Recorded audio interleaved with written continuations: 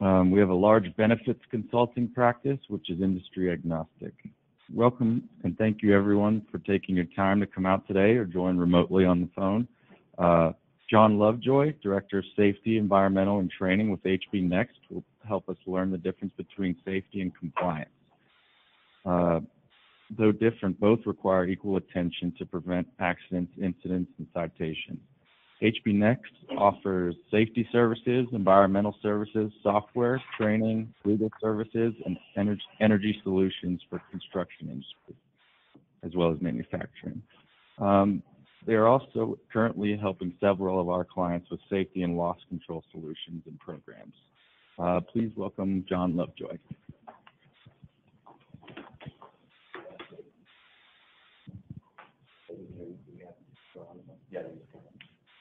All right, good morning, and to our guests that are joining us remotely, the same message goes to you all as to those in this room. This is casual, this is informal. At any point in time that you have a question that you want to get some information, you want to have me answer a question in the middle of me talking, feel free to throw your hand up in the air or say, "Hey, John, I've got a question." That goes for everybody here. That goes for everybody on the phone. Like I said, it is informal. So as Jake mentioned, my name is John Lovejoy. Real quick, just to kind of give you the 30-second background of where I'm coming from when I think about this sort of the stuff we're talking about today and how I've lived it in my life and how we continue to live it. I spent the first 18 years of my career working for a home building company, the same home building company based here in Atlanta. And to many people, you hear home building, you hear residential, you think Wild West. And in some cases, that's the truth. In some cases, it's not. But either way, my life was revolved around construction. Okay, and so as we talk safety, I've always looked at things through a construction lens. And then coming to HB Next, I began to look at things continue through a construction lens, but through a commercial construction lens. And the first thing that I've realized, doesn't matter if it's a home builder, a single home builder, doesn't matter if it's a hotel builder, doesn't matter if it's the companies that are building Mercedes-Benz Stadium, doesn't matter if it's a manufacturer, if it's an employer, people get hurt at work, right? And especially as it relates to construction. Different projects, different schedules, different scopes, but construction's construction, and people get hurt. Now, with that being said, most people don't always have to be lectured on how to be safe. Some do, some don't. Many don't. Most of us get up in the morning, don't think about what we're going to do today to get ourselves hurt, what we're going to do today to get somebody else hurt. That part is usually intuitive, we hope, right?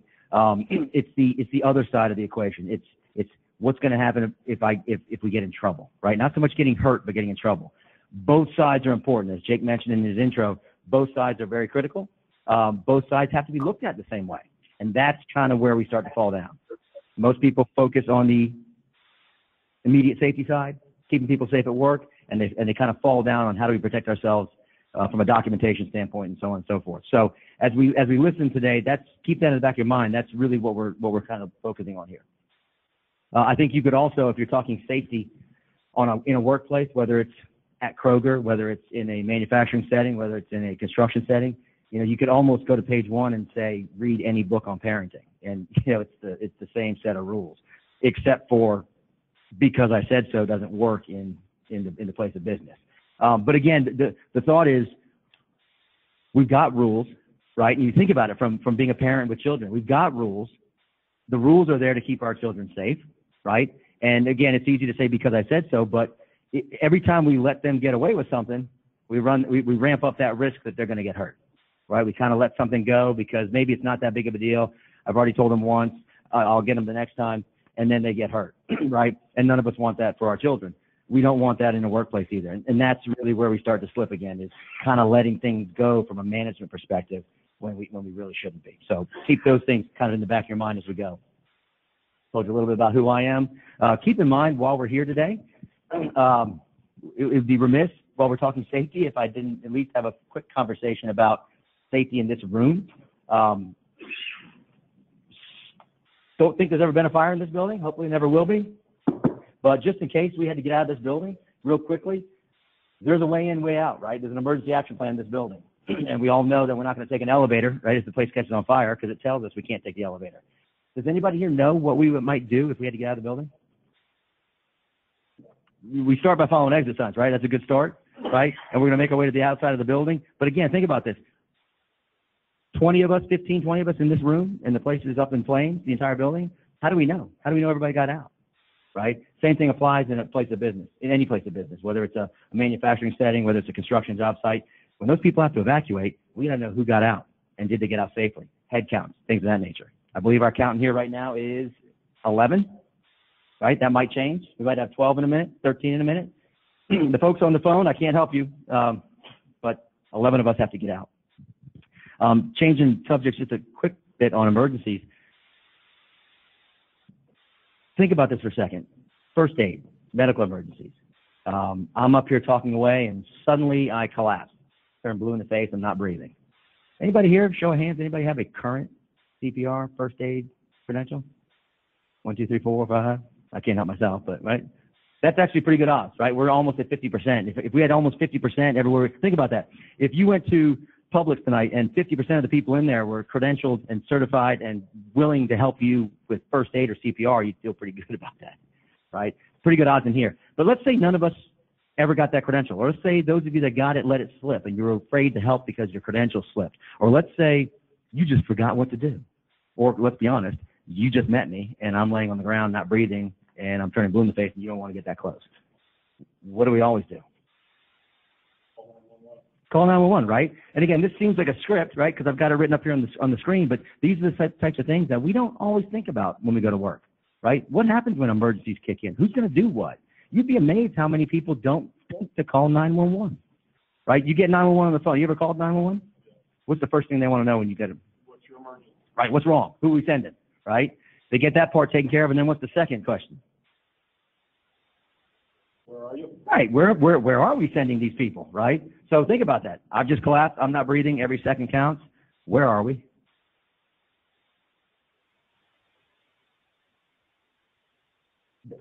Your reaction is exactly what we get a lot. And think about it on the construction job site especially. Might not even have an address, right? You might be talking nearby intersections. 2500 Cumberland Parkway, Suite 400, is that right? That gets, now think about it, Cumberland Parkway, 2500 gets the paramedics where? Up front, right? Then they got to know where to go inside this building. What floor, right? Suite 400, you think that's the 4th floor. Maybe, maybe not, right? Then they get in here, which room? Meanwhile, this person's laying on the ground, not breathing, right? So these are all parts of our emergency action plan that we've got to talk about. We've got to train our people on. We've got to make sure they understand how to do it and people know what their responsibilities are and they'll be prepared to do it when the time comes. The last part we would talk about there, and this is a critical component, somebody's going to have to go down to the street and bring those paramedics in. Right? Think about it. If I'm building a 5-story hotel, what floor am I on? What part of the building is somebody laying there, having fallen off a scaffold, having cut their hand off, having had a heart attack? Somebody goes out there, brings those paramedics into us. Right? Saves time, saves lives. All right. I don't think we have to worry about cell phones, but if you would, just double check that their ringtones are down because that would get really crazy for everybody on the phone. Okay, 2 ways to look at it, right? I've given you a bit of an introduction. 2 ways to look at it, right? The safety versus the compliance. And I'll try to stop walking in front of our screen here. 2 ways to look at it. On one hand, we want to make sure that all of our employees go home healthy, right? We are nothing without the employees that build and move and work and do things in our companies every day, right? They come to work to earn a living for their families. They should go home the same way they came in. We get that, right? We also don't need to give all of our money to insurance claims. Notice I didn't say to insurance companies, right? Insurance is important, but we don't want to give out unnecessary money for insurance claims, right? Obviously, if somebody gets hurt, we got to take care of them. The best way to eliminate that is let's stop getting hurt when we can, right? So that's something to focus on, keeping people safe. But also, look at this side. You can have the safest workplace out there. You can have 0 injuries, 0 recordable incidents, 0 workers' comp claims. Your record is clean. Doesn't mean that a municipality or OSHA or somebody else might come out and walk that project or walk that job site or that manufacturing site or office building and find something that's out of compliance, something that is against the law, right? It's great to keep our money in-house. It's great to keep our people safe. We also don't need to write checks to regulatory agencies, right, or to municipalities. By the way, insurance premiums, tax deductible? Absolutely, right? Training costs, tax deductible? Yes, right? As long as you think about it and are smart about it. Absolutely tax deductible. They're business expenses. How about the check you write to OSHA? Now, same thing goes for checks you might write to the EPA or to a local municipality for stormwater issues or anything of that nature. Those citations, those penalties, you can't write those off your taxes. That's money straight off the bottom line, right? And then, of course, the big one down here at the bottom, lawsuits, right? There's a question that our boss has always asked us. In this country, you've got civil charges, you've got criminal charges, right? Can you get out of a criminal charge in this country? Quick answer. Everyone speaking, yes. Those of us that were old enough to remember 1992, watching that white Bronco cruise down the interstate in Los Angeles. Again, you can get out of a criminal charge if you got enough what? Right, time and or money, right? Both kind of equate to the same thing. If you've got enough time and money, you can fight a criminal charge. Again, if you're the biggest company in the world, you've got all kinds of resources. You can fight a criminal charge, right? You can get those things to go away. How about the civil charges? That's kind of a loaded trick question because, yes, you can get out of that too, but you didn't really get out of it, right? Because it's going to cost you an arm and a leg. At some point, even right or wrong, if you didn't have good, compelling documentation, right or wrong, at some point, your company's going to say, okay, we've got to draw a line in the sand, right? It's time for us to cut our losses. How much do you want, right? Even though we don't think we did anything wrong, how much do you want? And that's unnecessary money. So there are both sides. Safety and insurance on one side, legal and compliance on the other side. All right, 4 good reasons to implement a safety program. Anybody have any idea what the first one is? What's the first good reason or first reason to implement a good safety program? Yeah, number one, and we don't have it in that order, but it's the right thing to do, right? It is the right thing to do. Keep our employees safe, right? Have a good program. Have our employees understand the program. Have them trained on that program and follow the program. It keeps people safe. It's also the law. What does OSHA say, for that matter? What does OSHA say for any employer in the country? Well, yes, that's the golden rule. That's that general duty clause. You must provide a safe workplace. But as it relates to your program, what does OSHA say about programs? Everybody here have a safety manual? Have a written safety manual? Is that because OSHA said you have to have it? You can probably tell by the way I asked that question that maybe it's not. OSHA doesn't say anything about having a written safety manual, right? I think we all recognize that a written safety manual is the appropriate, the smart, but practical way of implementing a safety program. Believe it or not, if you read their language, it says you must initiate and maintain a safety program. If you're a small 10-person company, 8, 9, 10-person company, your entire program can be verbal. If you've got employees that follow every rule that you ever tell them, so be it. There's no law against that, right? But as we grow and get larger and get more successful and spread out across the country, you've got to have something in writing. Your new employees that come in have to know what your policies and programs are. Existing employees have to know, and you've got all these things in there like disciplinary procedures and how to make things better, right? And how to report things and accidents and all those good things. Having it in writing is what helps, okay? But having a program is the law. Every employer in the United States of America, in any industry, must have a safety program. And then there's some other laws as far as when they have to be in writing. Anybody have any idea of what parts of the program might have to be in writing, just as a guess? There are a couple things. HAZCOM, no matter who you are, HAZCOM in writing, right? So you think about that. We walk out and we visit with a client, and they do not have a written HAZCOM program. They've broken the law, right? So those are the things we try and eliminate. The emergency program, the emergency action plan we just talked about. What does OSHA say about that? Is that got to be in writing? If you have over 10 employees, it has to be in writing. Okay, under 10 employees, you can actually get by with a verbal emergency action plan. Over 10, in writing. And think about it. Everywhere you go, there are signs of emergency action plans. Right? Don't take the elevator, take the stairs. Fire extinguishers, right? Emergency phone numbers to call, things of that nature. So it is the law. We have to understand which law, right? Sometimes we're following OSHA's law. Sometimes we're following our own law. Let's hope our own law is greater than OSHA's law, right? So we're never in trouble.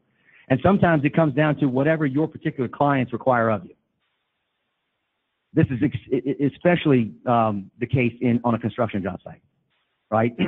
Subcontractors of subcontractors of subcontractors working for a general contractor, working for some other client that's just paying the bills.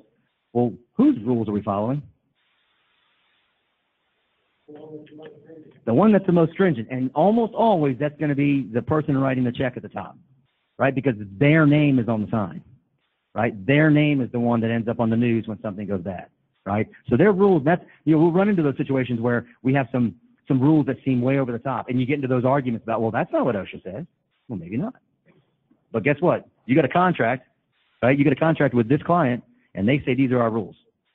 That's what we're going to follow, okay? And then the final, we talked about this already, and we'll hit a little bit more on this, insurance requirements. Big opportunity for savings from an insurance perspective with a good program, okay? Whose job is safety? Lighten things up just a little bit. Quick little story, and think about this for a second as we're going through this. This is a story about 4 people, right? And most of us have probably been one of these people, maybe all 4 people at some point in our lives, okay? It's an accident involved 4 people named everybody, somebody, anybody, and nobody. And a little hint to those in this room, if I ask a question and you're not sure of it, there's no such thing as cheating. It's in the book. Don't be afraid to look down the page, right? Anybody, somebody, everybody, somebody, anybody, nobody. Keep that in the back of your mind as you listen to the story. It's a quick one. There's an important job to be done, but first the spill needed to be cleaned up, and everybody was sure somebody would do it. Right? How many times? I mean, I won't do it with the microphone in my hand, but that's where the crisscrossing of the arms and the fingers pointing everywhere. I didn't make that mess, right? I'm not cleaning it up. I didn't make it. When it comes to OSHA, they don't care. They don't care who made it. They do a little bit, right? They care about who's exposed to it, right? There's the mess. Can someone get hurt? Who's walking by that every day? Whose employees could actually slip and fall on that or fall through that or get hurt by something hitting them? They don't necessarily care about who made it, right? They want to know who's going to take care of it. Everybody was sure somebody would do it. Anybody could have done it, right? Sweeping up, cleaning up water, whatever it might be. Nobody did it. Somebody got angry about that. It's everybody's job, right? Safety first, safety everywhere. We see the signs all over the place, right? And then we see people walking by things every day, all day. Everybody thought anybody could do it, but nobody realized that everybody blamed somebody when nobody did what anybody could have done to prevent it, right? What a mouthful. Think about this. Here's a particular situation. In a little town south of Orlando, walking a 1.2 million square foot distribution facility under construction, being built for an enormous client. It's July. It's a Wednesday, which is irrelevant. It's the afternoon, and the building, the skin is up. Steel is up, roof's mostly there. In fact, the superintendent told me the roof is about 98% done. Let me back up for a second. We're in Florida, and the roof's 98% done. What happens in Florida every day? It rains. What happens to a 98% done roof? There you go. It's going to leak, right? So we've got water on this beautiful 1.2 million square foot slab in this building. And we've got about 8 different subcontractors roaming around doing various projects in this building. We've also got 2 or 3 contractors of the client, right? It's a distribution facility, so we've got another set of group of people that don't report to the general contractor, but they're there nonetheless with their own sets of rules, right? And everybody's working around each other, and there's water everywhere. And the first thing I notice is this water. And I'm kind of taking my time, being careful, walking around it. But you can imagine, day one, you're a little careful of the water. You know, after the 30th day of being out there, you're used to the water. You're not slowing down when you get there. And by the way, there are about 15 or 16 forklifts running around this project. Now, don't have to be a scientist to answer this question. Forklift moving at, say, 5 miles an hour, hits a patch of water, and the operator hits the brakes. What does that forklift not do quickly? Right. Now, second question, still don't have to be a rocket scientist. I got a 9,000-pound forklift coming in this direction, and weighing in that corner is a 200-pound employee, and they come into contact. Who loses? Right? So here's the situation. In this particular case, nobody got hurt. There were no injuries. There were no accidents, no injuries. But the conversation that we had to have with that superintendent was, listen, you've got hazards everywhere. And whose fault is it? There's no fault that the water's there. Think about it. The roof's just not done. But the hazard's still there, and all these trades are working around that water. And any given, fast forward to something bad happening, right? Forklift hits an employee, they get hurt badly. Who's in trouble? OSHA gets called out to that job site. Who's in trouble? Everybody. Great answer, right? It's going to start with every trade out there that's exposed, that has employees exposed to that hazard. They don't care who put it there, right? And then it's going to make its way up the line to who? The general contractor, right? As the controlling employer. right? In certain states act differently. In Georgia, they tend to recognize them, they give you a little bit of leeway sometimes. You go to the Carolinas, they don't care. It's your project. It's your responsibility. We don't care that you were sitting in your trailer in a meeting. It's your responsibility. You're the controlling employer. So now we've got all these trades that could potentially be getting citations. Plus, by the way, we've got an employee that was hurt. And then we have a general contractor facing a potential multi-employer policy citation. But it doesn't stop there. Who else could OSHA go after? And yes, and they could. That's a great point. That's a conversation for another day. They could go against every employee out there if they wanted to, but they're going to go after employers. But they're not going to stop with the general contractor. That's the point. Who's the general contractor got a contract with? The owner. And I mentioned this is a 1.2 million square foot building, right? There happen to be two of them. This contractor is building two 1.2 million square foot distribution facilities for one of the largest wholesale manufacturing companies in the world. And then somebody gets hit by a forklift, and then OSHA gets involved and issues a citation, and then lawyers get involved. And by the way, OSHA is very, very specific about who they can go after, right? Lawyer throws a net. So when that client suddenly gets dragged into a lawsuit, what is the likelihood, what are the odds that our client, that general contractor, ever gets asked to come build one of those again? Zero, right? Enormous downside to this. Plus, keep in mind, somebody got run over by a forklift. Safety is not a spectator sport. Everybody needs to be involved. So, again, not to take this down a notch, but just to give you a little bit of heads up here. This is and this is a sad slide, but it's got some promise at the end. So if you're looking at this, this is everybody. This is not just construction. The other side has construction. I'll put the whole thing up there for you. But this, on the left-hand side, this is everything. It's what we call general industries. It's all industries, right? You look at this, we're talking 4,000 or 5,000 people every single year get up in the morning, go to work, don't go home. We're not talking about the tens and hundreds of thousands of people that get hurt. We're talking about people that just are never going to go home. Almost 5,000 people. That number used to be in the 5,000s prior to 2010. It's come down. We know what 2008, 2009, 2010 was like in this country. But look what's happening here. Numbers are climbing again, right? And we could sit here and speculate all day long as to why that is. I think we all know business is picking up, right? New employees coming back into industries, sometimes coming into new industries they've never been involved in. Might be lack of training, right? Lack of management. Look at construction. It follows the same path, the same ratio, really. It's roughly 1/5 of all industry, which is kind of alarming for construction because construction makes up about 10% of industry. So that number is twice as bad. But the number was low. It starts to climb. It starts to climb. It starts to climb. And the good news, as far as I'm concerned, is that number. And you see the same thing over there. In 2017, these are Department of Labor or Bureau of Labor statistics. These are real numbers. The numbers actually went down. I don't know that we did less work in 2017 than 2016. In fact, I know that's not the case. So I think, the industries could give themselves a pat on the back. As far as I'm concerned, we're doing better. That's still almost 1,000 people this year that won't make it home. And we're not talking about traffic accidents. We're talking about job site injuries, fatalities rather. Take a look at how this affects us on a day-to-day basis. Think about that. 20 people every day. Today, 20 people in this country. And in construction, call it 4. I don't know 0.7 people out there. 4 people today will die, according to statistics, on a construction job site in this country. 20 people in all industries, right? And and you look at that compared to the millions and millions and millions of people out there doing this type of work, the ratio is pretty low, right? If we're talking risk, that's pretty low. Tell that to the 4 families that lost somebody, right? Can't affect that. Can't change that. Now we take it in the other direction. 20-year snapshot of fatalities in this country dating back to 1997.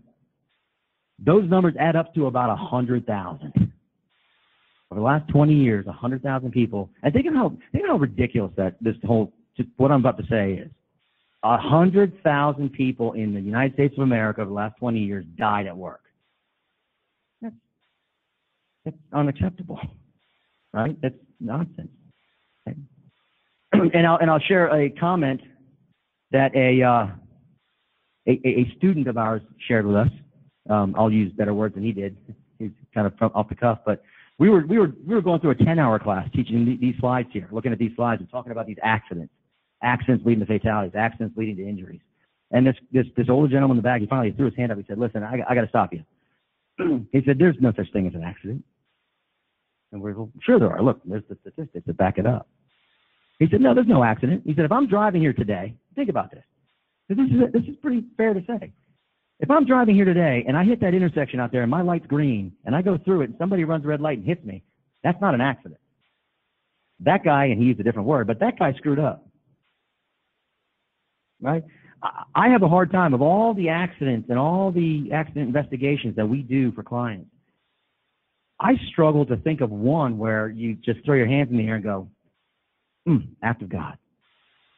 Right? It almost always stems from somebody skipping a step, somebody being in a hurry, somebody not knowing any better, right? Not being trained well. The accidents are probably not a good word. So now let's take a look at how these accidents affect us personally, right? We've got immediate costs from accidents from a business perspective, right? Look at that number, $100 billion, and that's not exact. And Jake could probably tell me exactly what that number is if he studied hard enough here. But $100 billion, that was last year. Over $100 billion, right? In claims to take care of people being hurt on the job. That's a lot of money, right? That's a lot of money, $100 billion. Plus, keep in mind, people are hurt. All these dollars are going to doctors, hospitals, lawyers, so on and so forth, instead of keeping them in-house. I mean, you think about the proactive ways you can spend those dollars. Retraining employees, right?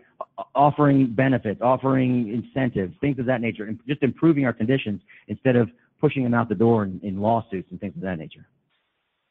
We do have direct costs we have to deal with, workers' comp insurance, right? That's a must, right? It's a law, it's a must, it's a good thing. Medical costs that may not be covered, right? Sometimes some medical costs aren't covered, right? Sometimes you get into that sticky situation where you don't learn about an injury from an employee for a while. They still went to the hospital, right? And you don't know about it, so you haven't had a chance to tell your workers' comp provider, right? And all they know is, and you know, of course, we have rules that say, hey, if you get hurt, here are some places you can go get treated. Here are the places that we would like you to go get treated, working with our provider, the panel of physicians. Well, put yourself in that employee's shoes. If they didn't know where it was or had never seen that or no one ever told them about it, all they know is they're hurting. I got hurt on the job, and I'm going to go right down the street there because it's closer. Just so happens that it's my brother-in-law, right? We can't control those things unless we do it up front. And then, of course, downtime, right? And we'll talk about that more later. Then we have the indirect costs, right? The things you can't really put a number on. You really don't know, right? Just not being there, right? That person not being at work is an indirect cost. From a lot of perspective, from a huge perspective. I got a 5-person crew, let's say, that does the same task every day, and one of those 5 people gets hurt. What am I as an employer forced to do now? I got options, right? What are my options? I got 5 people, say this side of the table, the 5 people on this side of the table do the same thing every day together, and then one gets hurt. What happens? You might have to if you decide to hire somebody to train them. So now I've got to bring somebody new in and spend all that time and money getting them up to speed. Because let's be honest, they're not going to be as good as the person that just got hurt, right? More than likely. So there's one option, hire somebody. What else? That's usually the one I leave for last, right? But we'll talk, since you brought it up, we'll talk about that, right? Now, the 4 people are forced to do 5 people's jobs, right? And what does that create? They getting paid more? If they're hourly, they might get overtime. 5 salaried employees? Maybe not, right? Now, all of a sudden, you've got to do more work in the same amount of time, right? That's not easy. That forces you to speed things up, to maybe take some shortcuts. But what else does that do to you as a group, personally? There you go. Morale, the last part, right? And quite frankly, whether we've hired somebody new or whether we've forced our 4 people to make up the slack, productivity is going to drop. It's just going to, right? So there's a lot of negativity there at the bottom there. Indirect costs, it's hard to put a finger on, but we know it's there. So looking at some of these insured costs, the compensation for lost earnings, the medical, the hospital, those costs, we know about that. Rehabilitation, that's a scary one, right? Because sometimes the same injury, depending on where you went, the same injury might involve a week. Or you might have a medical professional that says, you know what, you better stay off that for 6 weeks, right? And we know how that works. Anyway, you slice it, that person's out of work for 6 weeks, potentially, and there's a lot of cost there. And sometimes it gets left open-ended. Monetary awards for permanent disabilities. Who decides that number? And before I speak out of line, I'll make sure you guys correct me if I'm wrong, but who decides that number? There you go. That one's kind of up to the 12 people that are listening, right? And how good that lawyer is. Obviously, there are limitations, legal limitations there, but that number is kind of subjective, isn't it? Potential funeral costs if it was a fatality. Property damage if it involved, an explosion or a piece of equipment tipping over, things of that nature. Then there's the uninsured costs we just looked at. Immediate direct costs. Immediate direct costs within your business can be considered uninsured costs. Loss of wages. Again, most people I know don't want to sit at home and collect unemployment, right? Or short-term disability. It's never going to be the same as earning your paycheck. Obviously, the production losses we touched on already. Cost to train replacement workers. That doesn't happen quickly. It's going to affect that person's family life, off-the-job activities. And then, of course, things that fall into the category of intangibles, right? Don't care who you are. Don't care how long you've been an iron worker, let's say, 35, 40 years of walking around on steel and you're fearless. When someone next to you falls, you're thinking about it, right? You're thinking about it every day you go back to work. It's in the back of your mind. And if your job is to go to work and continue to be an iron worker and you're thinking about the person that fell, what is that called? It's a distraction. Do I need to be distracted 40 feet in the air on a piece of red iron? No, I don't. A couple weeks ago, we were talking with a client who had an employee that was run over by a forklift, a rough terrain forklift. Irrelevant to this meeting right now, but it was the employee's fault. The employee did something he shouldn't have done. Doesn't matter. That thing ran up his leg, ran up his hip, and broke everything, right? All the way up to his rib cage. And we sit there and talk to that individual, that employee, in a meeting a couple weeks later, and 6 months later, and it's still hard for him to talk about it. Honestly, that individual is going to have a hard time guiding pipe to a hole on a forklift ever again, right? Used to do it every day, never thought twice. Now he's always thinking about that forklift behind him. Right? We've seen this diagram before, the direct costs on top, indirect costs on the bottom, things that we can't, this we know, this we don't know. Safety is not an expense, it's an investment. I think we all could agree on that. We talked a little bit about how things can be written off taxes. That's just one component, right? But having people that are properly trained, having management support, all of those things go into having a good program, and it's an investment. You mentioned this earlier. Sorry to bring OSHA into this. You mentioned this earlier, though. When you said that every employer is responsible for providing a safe workplace, right? That's the golden rule, what they call the general duty clause. It's the very beginning. And it's very simple. Each employer shall furnish each of its employees essentially a safe workplace, right? Free of hazards that are likely to cause injury or death.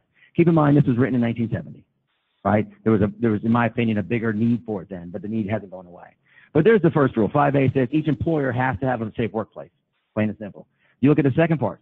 Each employer must follow the rules, must follow the law, right? Shall comply with occupational safety and health standards. And then what's the third part say? There's three parts. The first part says every employer must provide a safe workplace. Every employer must follow the law. What does the third thing say? It says every employee must follow the law. All right? And to your point earlier, OSHA doesn't necessarily cite employees. In fact, in my experience, I've never heard of OSHA, federal OSHA, citing an employee. They go after the employer, right? You could say that's where the deeper pockets are, but I think from OSHA's perspective, they know they can't govern everybody, right? So what do? They go after the employer thinking that if we govern the employer will push it down to employees, right? And that's how we share that message. But there's an argument to be made that, hey, if OSHA did a little more in terms of citing, holding employees responsible, think about it. If you knew on a construction job site, for instance, that you could be fined $1,000, let's say, by OSHA for not wearing a hard hat, or forget about hard hats, that's kind of the common one. Eye protection, right? Lack of eye protection is the third most frequently cited violation in the country every year by OSHA. Third most frequently cited violation, lack of eye protection. If you knew that you personally could get cited penalized $1,000 if OSHA walked in your job site and you did not have construction or safety glasses on, how many people wouldn't have safety glasses on? Now we know there are some that wouldn't, right? But most of us would, right? We also know that, some people speed even though they don't get a ticket. But if OSHA went after employees as well, some of this problem might go away. It is the law. This is just a quick look at one of their posters. The message they're trying to get across is that it applies to everybody, right? Not only is it the law, but it applies to everybody, right? No one is exempt from their rules. Oop. There's what I talked about just a moment ago. Eye protection, eye and face protection, third most frequently cited violation. But if you're wondering what OSHA gets people for, now you got to understand this is construction. This doesn't touch on general industry, but these are the construction citations. Most everything is fall protection. Think about this, and don't worry about knowing what all the standards mean. But if I'm looking at this, what is this? What if I read between the lines, what does it tell me? Oh, it's fall protection, right? There's a lift, right? A forklift, a boom lift, right? There's scaffold, all this work on roofs. What does that tell me? I'll tell you what it tells me. It's low-hanging fruit, right? It's high visibility. What OSHA is getting people for the most part, is high visibility or what they call imminent danger. They drive down the road, they see people working on roofs or on floor systems or even an excavation on a scaffold, something like that, in a lift, no fall protection. It's easy to get them. They can see it. But look at these that kind of sneak in the middle. Lack of training,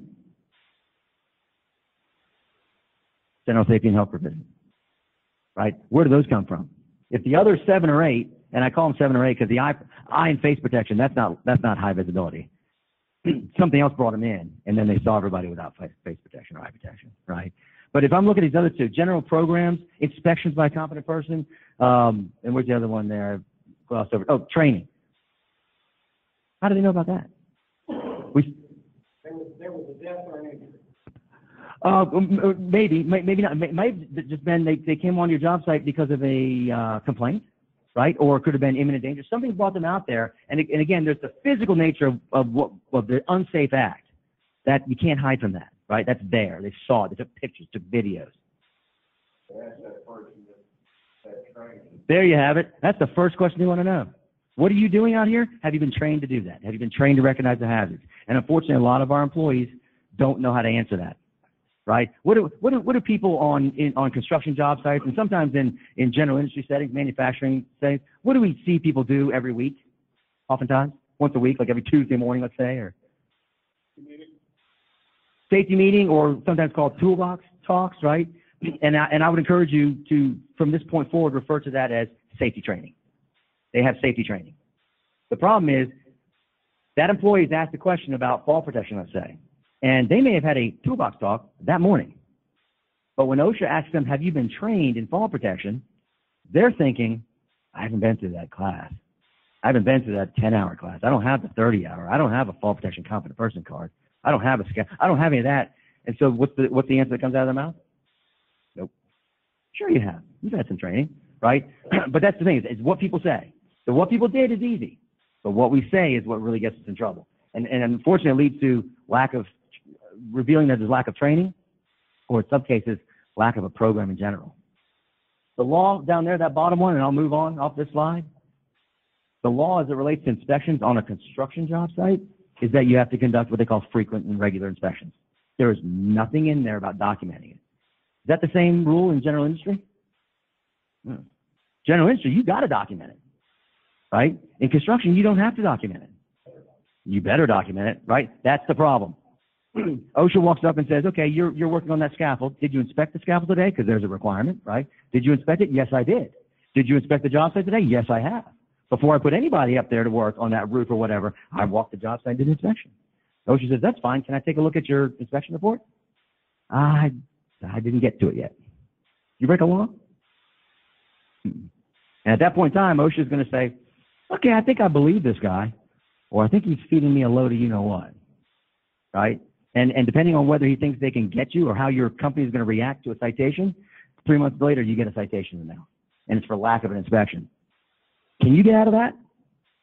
Absolutely. Because at that point, you're going to contest it, and then OSHA at that point, now it's on them to prove that you didn't do an inspection. And unless there's a signed statement by you saying, I never did an inspection, they can't prove you did it, and they'll have to drop it.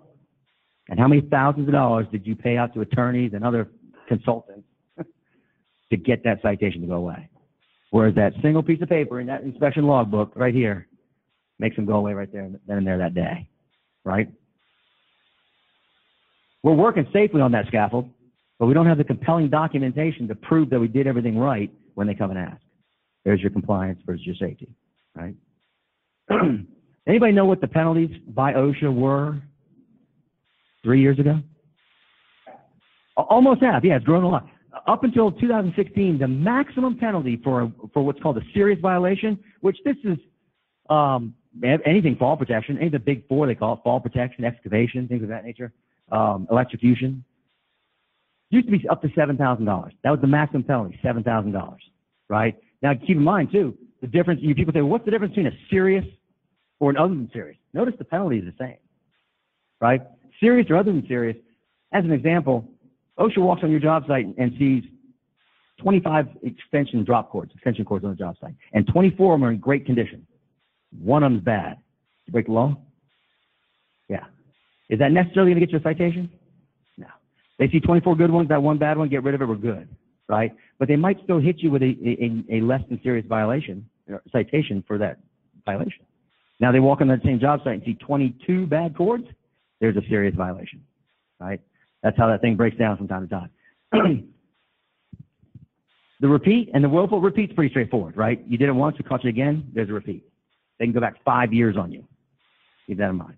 And all it has to be is a similar type violation, whether it's construction or no industry. We're dealing with a client right now that has had 2 citations in the last year. Both of them are related to lockout tagout, manufacturing facility. Both related to lockout tagout. Completely different circumstances. But they both tie back to a lockout-ish type citation. That could potentially be a repeat violation, right? And they didn't even realize it.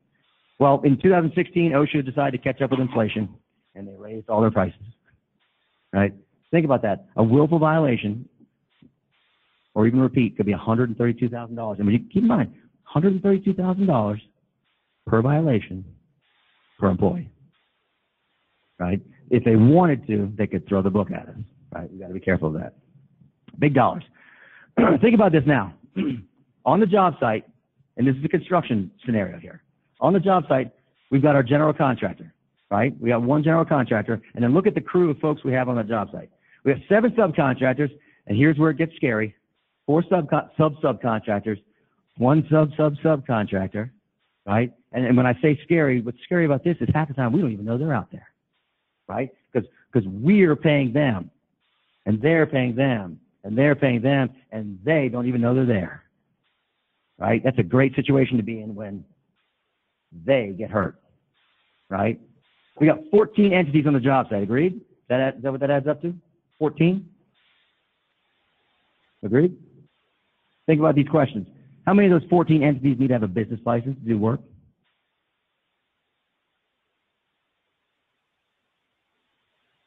I'd say all 14.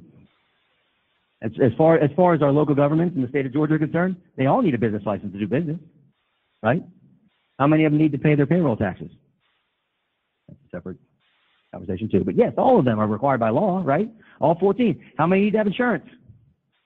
All of them, right? And again, that gets kind of yucky too, doesn't it? Because somebody somewhere along the lines is going to let theirs go or never get it. And we all know what happens when they don't have it. That employee's getting covered. It comes up the line. It comes up the line, right? The law says all 14 must be protected by workers' comp. Therefore, all 14 entities need to have their own insurance. All 14 need to have somebody on site supervising.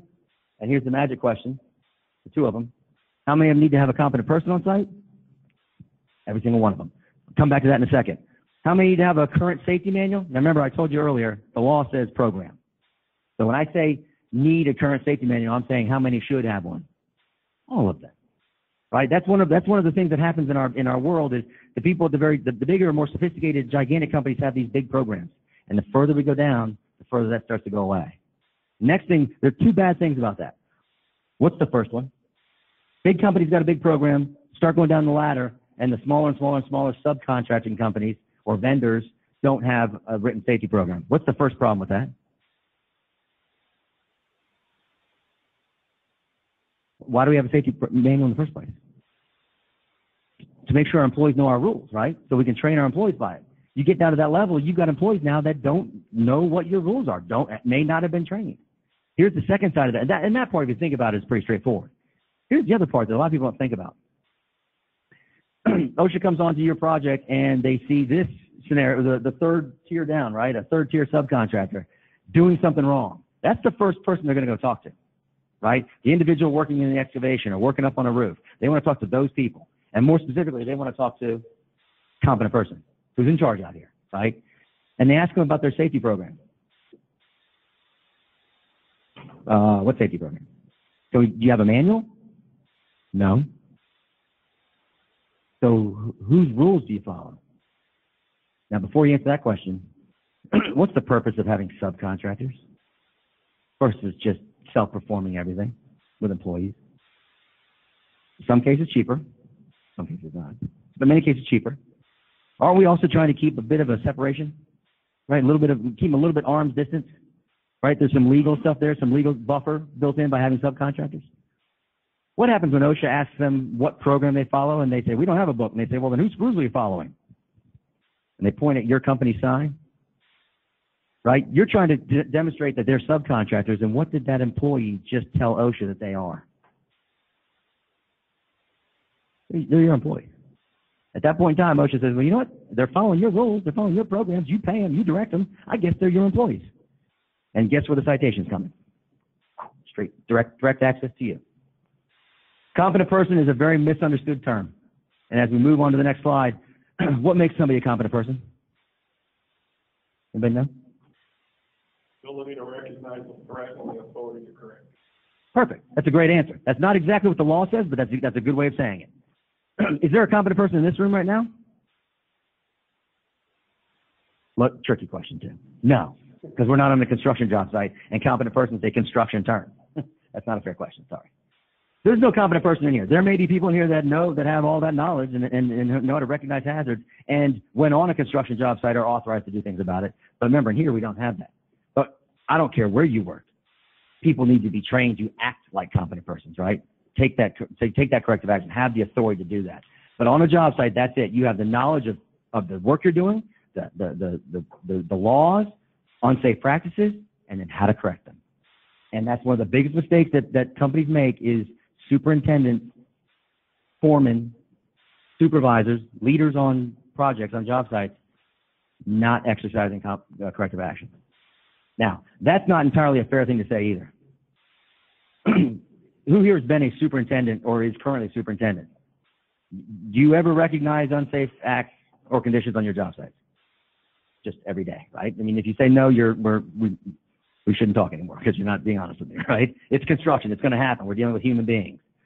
So you recognize unsafe acts from time to time, sometimes every day, and we know. And what do you do about it? Well, you do your best to correct them. Right. Discipline. You see it. You stop it, right? You tell them what they're doing to get them hurt, somebody else hurt. Oh, by the way, you're breaking my company's rules. You're breaking OSHA rules. We're all going to get in trouble. All those good things. And you tell them, don't do that again. And they say, okay, and they get down and they do whatever. And then you walk away, and maybe they don't ever do it again. Or maybe they go right back to it. But what's your next step? Is that it for you? Put that to words, what you just did with your hand. You write it down. There should never be any such thing as a verbal warning, unless it's verbal warning followed up by a written form, right? Because without that compelling evidence, without that written discipline, how do you prove it? And again, you're the superintendent that's doing your very best, and somebody gets hurt on your job site, and OSHA gets involved, and opposing attorneys get involved, and you're trying to tell them all day, listen, all I do on my job site, I keep the safest job site I can, and I'm constantly telling these guys not to do that, and I'm constantly correcting them, retraining them, sending them home. You don't have a piece of paper to prove it, that opposing attorney is going to eat your lunch, right? So we call these the 4 fundamental principles of defense against an OSHA citation. What I would encourage you to do here is jumble those words at the top. It's not just a defense against an OSHA citation. It's 4 fundamental principles to prevent OSHA citations, right? This right here, we've learned over the years using our in-house counsel. These are the steps that we've learned when clients come to us with a citation. If they've got these parts, we got a really good chance of getting that citation to go away, okay? But I would also argue that if you're doing these things on a regular basis in order to defend the citation, you're likely going to prevent the citation from getting there in the first place, okay? First and foremost, have a written manual. Train your employees from your manual. We have that conversation all the time. Everybody says, oh yeah, I got a 52-week schedule of toolbox talks. Where'd you get them? I don't remember, someplace online. How many of them have anything to do with what you do every day or every week? Right? Half of it maybe? Take the information in your manual, train your employees on that. Right? Those are your rules. They're going to meet OSHA rules.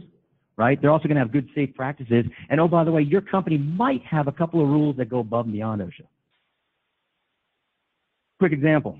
Does anybody know if you are required, and again, I'll give you a little bit of hint leading into it, in a scaffold, you can actually work in a scaffold up to 10 feet off the ground without any fall protection by OSHA's law, right? Scissor lift is a mobile scaffold. Do you have to have fall protection inside a scissor lift when you're, say, 30 feet in the air?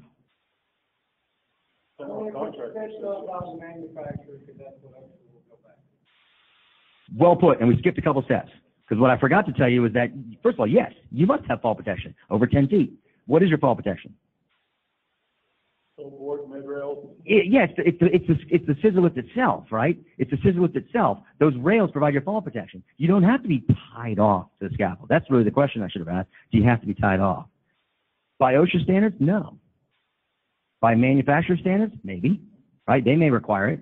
And if you get into that lift that a manufacturer says you must be clipped off this scissor lift, well, then guess what? You're clipped into it. Right.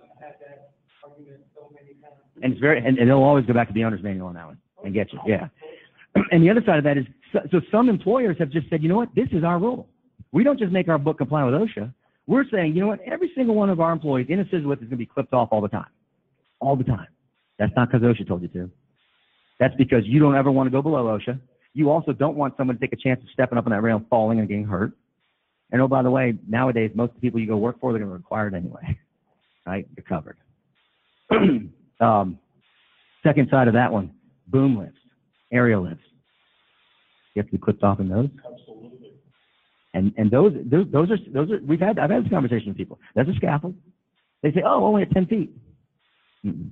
There's a difference between a scissor lift and a boom lift, right? The purpose for the connection in a boom lift is to keep you from getting thrown out, right? You hit a bump and it can throw you out of the basket. That boom lift is not designed to be fall arrest. It's designed, that lanyard is designed to keep you in the basket, right?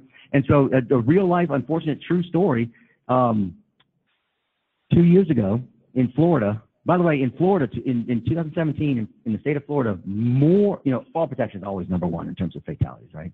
In Florida, in 2017, they had more fatalities, at least in the northern part of the state, more fatalities due to being hit by equipment than falls.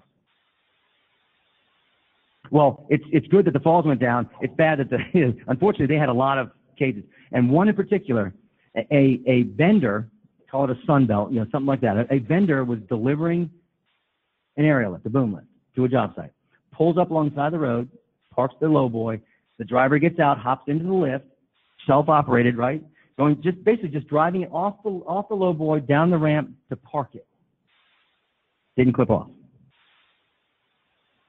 I guarantee there are a lot of people that do that.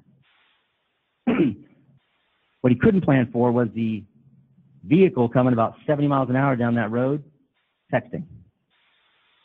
Veered off the side of the road, hit that lift. The accident report determined that the employee landed about 130 feet in front of where the lift was. All right? We got to follow rules. If you do these 4 items,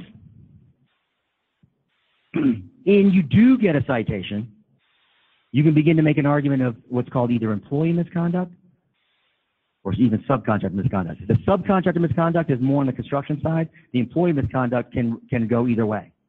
And again, the idea here is, remember, we said, going back to those 3 general rules, OSHA wants employers to follow the law, employers to provide a safe workplace, employees to follow the law.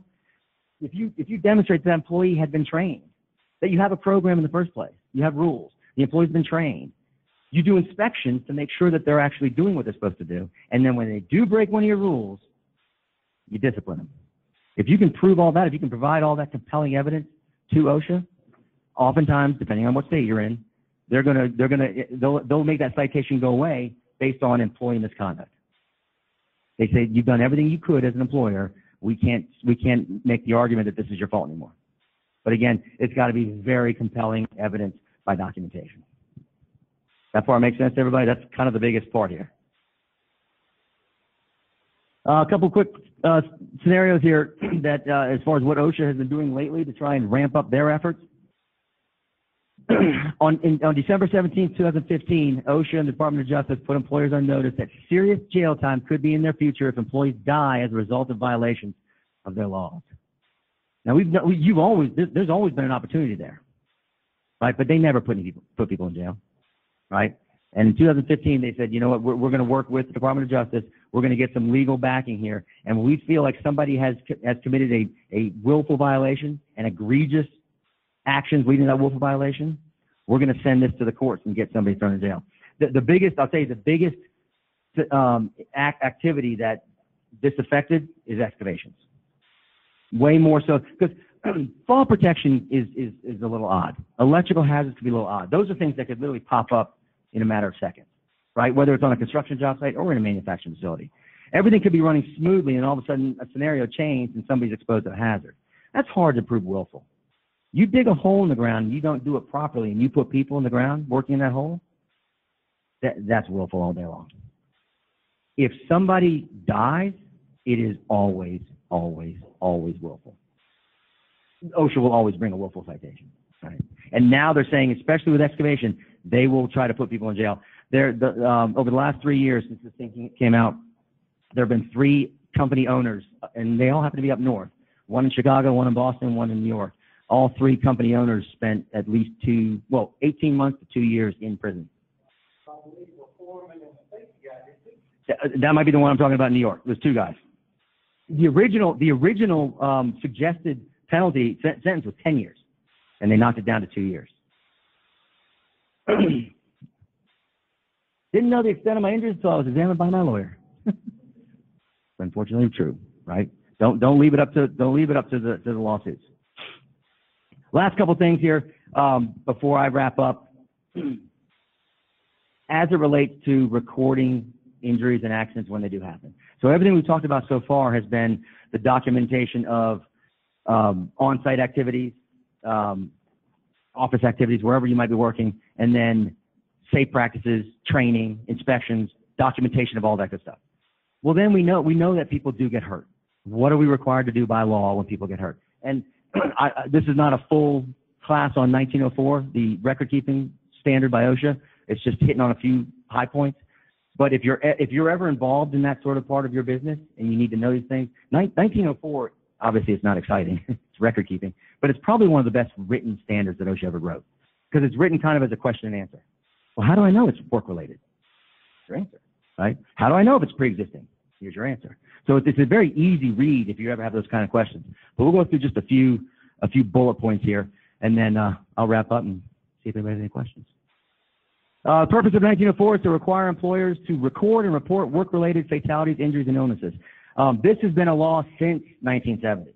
This is from the very beginning, since the Williams-Steiger Act, since the OSH program came to be.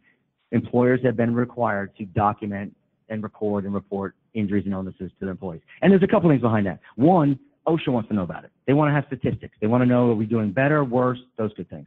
But there's also a requirement to make sure that your employees know what it looks like. If I'm a company of 10 people, 12 people, well, everybody knows when Frank got hurt, right? If I'm a company of 2,000 employees, you work here in Atlanta, you don't know what things are like in Seattle. Well, they may be working in the same type of setting as you are here, and it's a matter of time. That's kind of the idea. They want to make sure that people know. So there's documenting it, recording it, and then also sharing that information with the employees. Who's covered? You must record on your 300 log. And again, we're jumping around a little bit here, but there are 3 forms, 3 kind of required documents or forms that OSHA asks for. Skipping to the middle one here, you must record on the OSHA 300 log the recordable injuries and illnesses of all employees on your payroll, whether they are labor, executive, hourly, salary, part-time, seasonal, or migrant workers. You also must record the recordable injuries and illnesses that occur to employees who are not on your payroll if you supervise them on a day-to-day basis. Who are we talking about? And if you're not careful, day labor if you're not careful. Remember, a staffing agency does their own thing. But if you don't have your ducks in a row, you could end up finding yourself documenting injuries to day labor, staff day labor on your projects. You got to be careful of that. But again, with the rule is it's everybody. So this term right here, recordable, record the recordable. What makes something recordable? What's the general rule, the underlying rule? How do you know if something's recorded? How do I know if I have to put that on my form?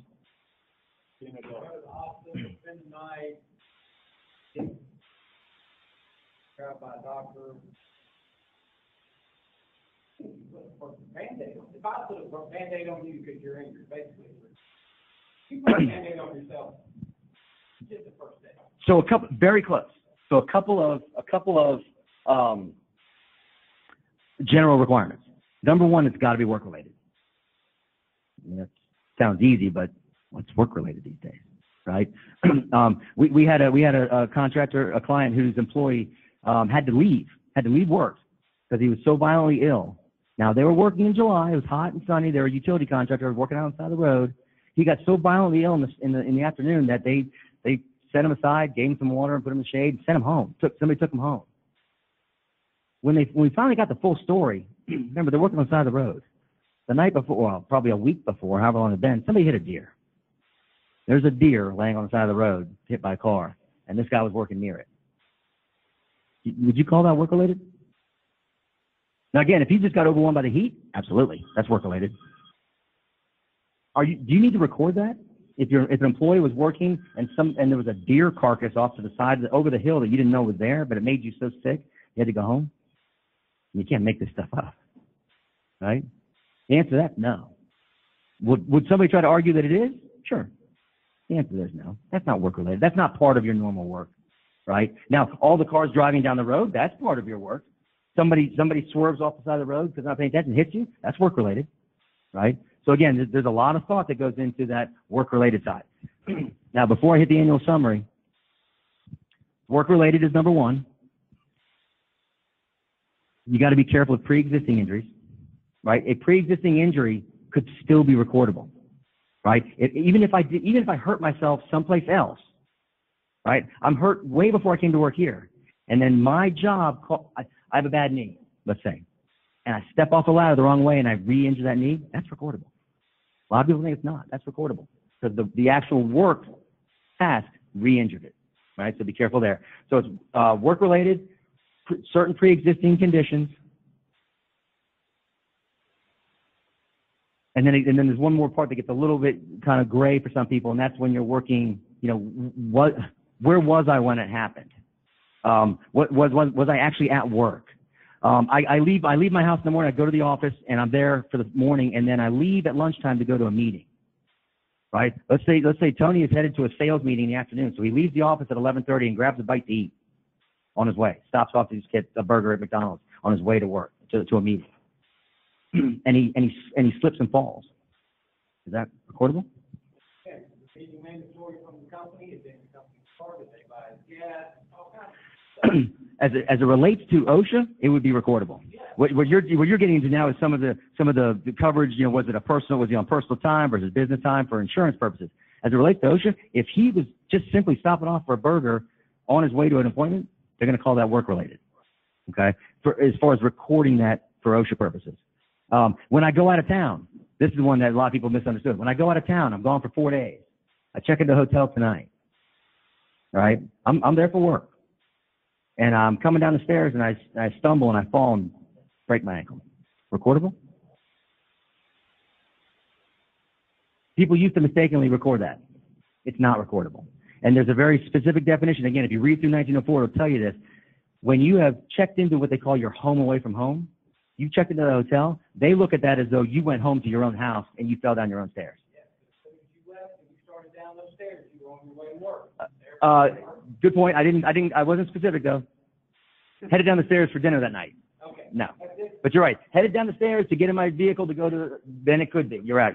But you see, this is how gray it gets. And the reason, not to spend all afternoon talking about different scenarios, but the reason I bring up those three and kind of get into detail in there is because you can't get that kind of detail just filling out the 300 log. 300 log is pretty generic. It tells who it was, what date it happened, real basic explanation of the injury, and then how long they're out of work. Where's the information have to come from? Where do you document all the real information? Like where he was, what he was doing, what her tasks were that day? In your accident report, injury report, incident report, whatever you call it, right? And OSHA requires you to fill out a 301 or equivalent, right? And what a lot of people do is their or equivalent is the workers' comp first report of injury, right? Be careful because there's different information on those two forms, right? So if you create your own internal injury form, incident form, just make sure the information on that form has a little bit of both, right? But those things have to be filled out timely. They have to be filled out completely, right? Because 4 months later, when you get a letter from a law firm, nobody remembers what happened, right? So the 301 or that injury form has to be done right away, has to be done very completely, right? As much information as possible. Was there a drug test administered? Was there a police report issued? You know, who else saw it? Were there witnesses? All that information needs to be taken down then, because by the time you get to this, which is within 7 days, all you're doing is telling who it was, when it happened, how long they're out of work. Okay? And then at the end of the year, you take all that information and put it into what they call an annual summary. And the laws, according to OSHA, that has to be posted, right? And we have those February 1st to April 30th requirements, posted someplace where employees can see it. But all it is numbers. How many employees do we have? How many injuries do we have? What type were they? Right? But it lets employees know, okay, how safe is our company, so to speak. Right? And it's also the law. What changed about 2 years ago as it relates to that? Record keeping. OSHA's, there's a look at the 301. As it relates to record keeping, what big change that we've all been dealing with? Electronic record keeping, right? And again, there are different reasons for that. If you ask OSHA, it's because it allows them to get the information faster. There may be other reasons. We'll leave that out. But nonetheless, it's the law. Got to do it, right? Does anybody know what the requirements are today? As of today, what the requirements are for electronic record keeping? Let me get to that slide, and we'll skip right to it.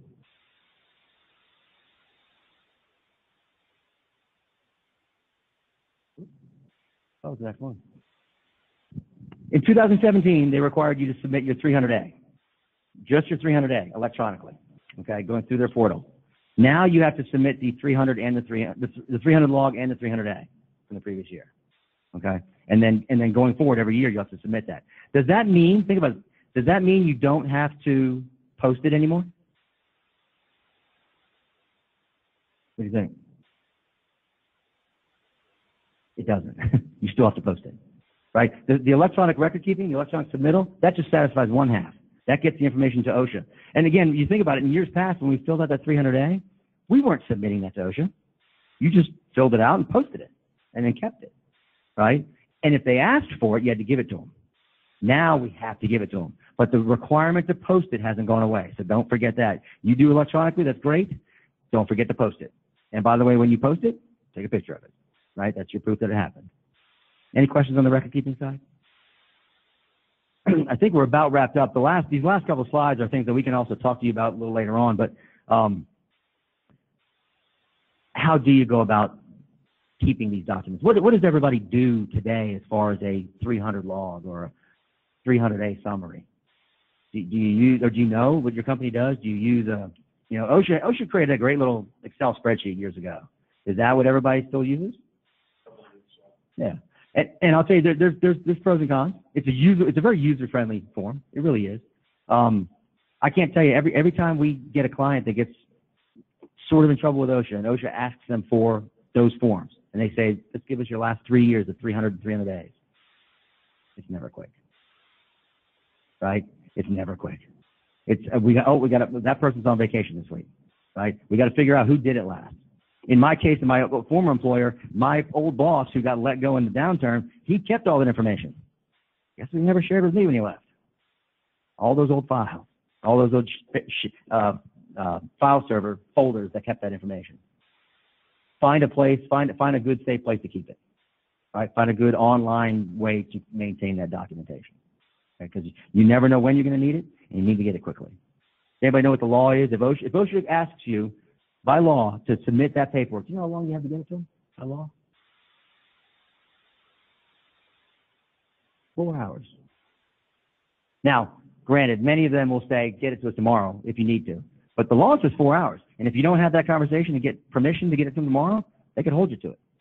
Right? Now you get another citation for not submitting your documentation in 4 hours. Again, that's most of what we have to talk about today. I think I'm probably out of time, if not very close. But any questions on the beginning part, the safety versus the compliance, the understanding of keeping workers safe, but also protecting the company's assets down the road, asset assets, but also how that documentation has to take place and what form it should be in. Any specific scenarios? Any questions that seem unanswered? And if you do have scenarios, we work with a lot of our clients on their record keeping, right? And what they'll do is they'll just ask us, they'll say, hey, we're getting ready to send it in. Is it okay? Well, keep in mind, if you send me your 300A and say, is it okay? It's signed, looks good. That's about all I can tell from a 300A. I don't know what went into it. But if you have a situation with your company where you are getting ready to send something in, maybe you have had a bunch of accidents that year. Maybe your numbers are high and you're beginning to worry about what it's going to do to your EMR or your DART rate or things of that nature and your ability to do work, bid work. Feel free to reach out and ask.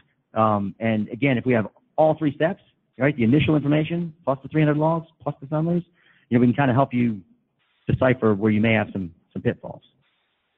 Or we might say it looks good. Any questions at all? Okay, last, and you'll notice there are a few slides, a few pages left in that book that really get into some of the services that we could help you with as it relates to that record keeping. Don't forget this last rule.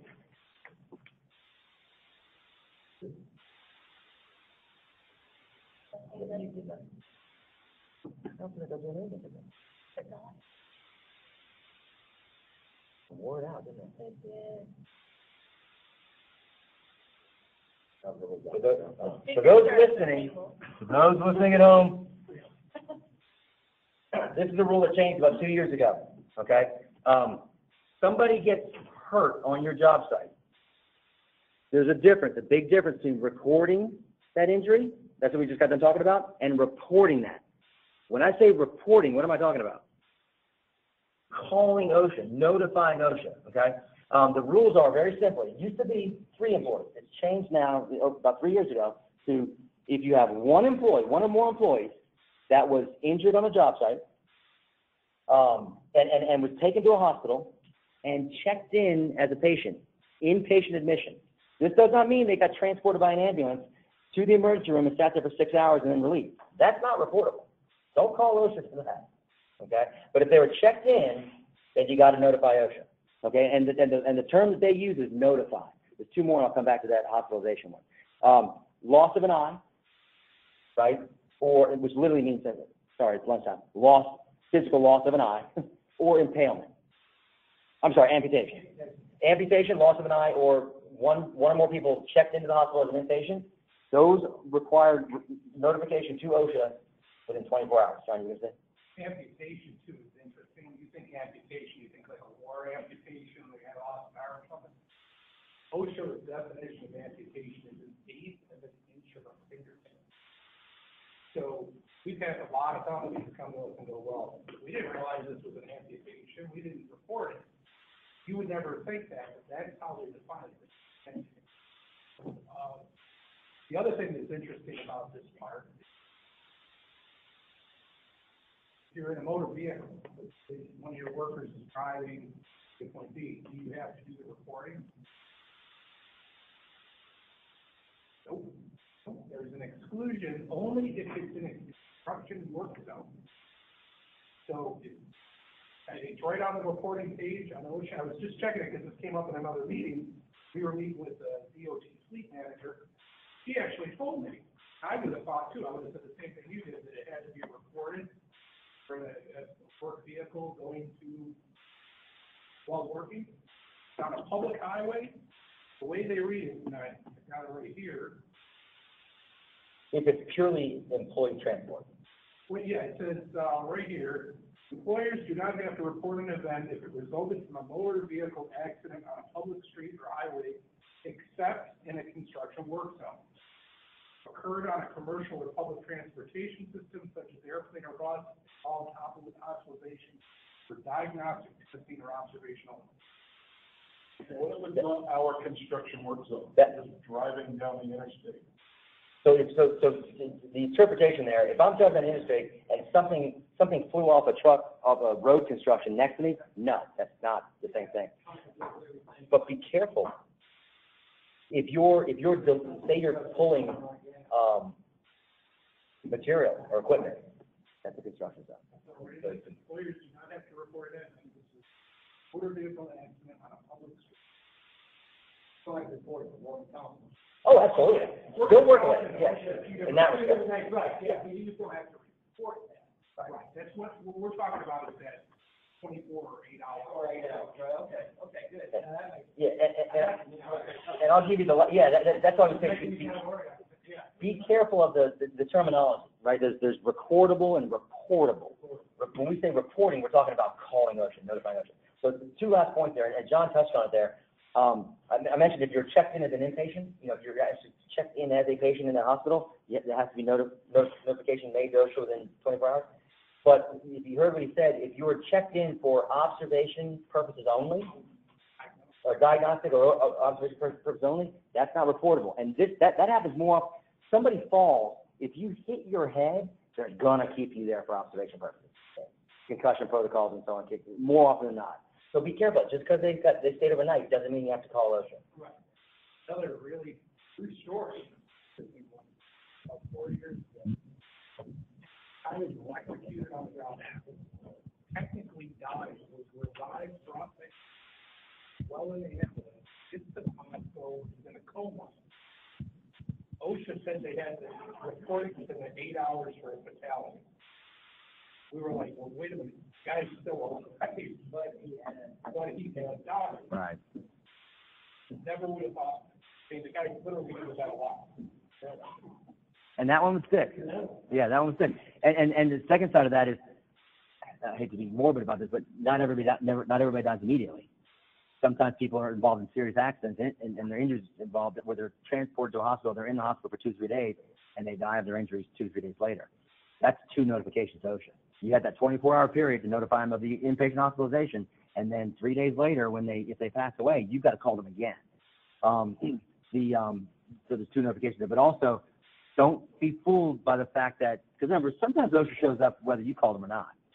Don't be fooled by the fact that OSHA's on your job site 2 hours later, thinking, oh, they're here. You still have to call them. You still have to notify them. And now it used to be just phone calls. Nowadays, it's 2019. There's an electronic way of doing it. Call them anyway, but fill out that form. Have the proof that you did it. So, I think that's probably it. That's probably good. No, yeah.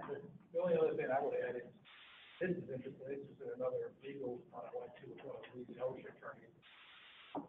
Say you have one of those really good workers who comes right back to work, wants to start working right away. And it comes time to fill out the OSHA law. What do you have? Okay, so the guy, technically, the doctor's note says this guy is 2 days off, but he wants to come right back to work and start working right away. You let him start working right away. You can. If he wants to work, if he needs to work, but when you report that or you record that, you have to go by what that medical note is. That's 2 days off. Right. Whatever that note says, that's underneath it, they'll go by, because they're going to ask you for that. And there are always very specific questions, scenarios that pop up. And then sometimes you can't point to one. You got to look at 7 different laws to come up with the real answer. So again, if you happen across those weird scenarios, you got our number. We've dealt with most of them. We're not like the farmers' parents that dealt with everything. We've dealt with most of them. Well, thank you. And thank you, everybody. We're back on. Well, thank you. Thank you, everybody, for joining. Our next program will be a breakfast on Thursday, May 16th with Casey Patrick of Patrick Financial. He's going to be talking about business transition and liquidity transformation.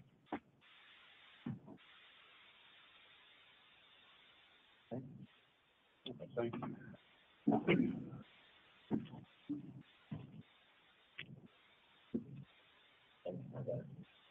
Cool, get him ready for another meeting.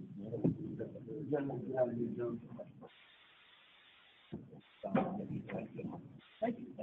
Thanks for being my position, already.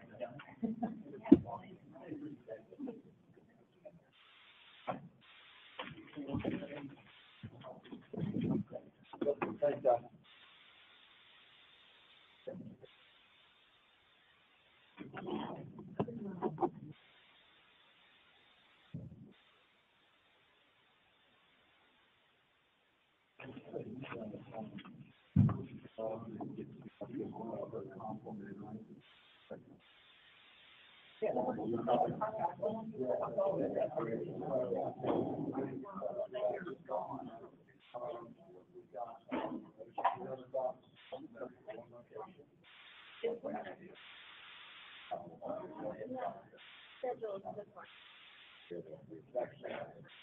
Thanks,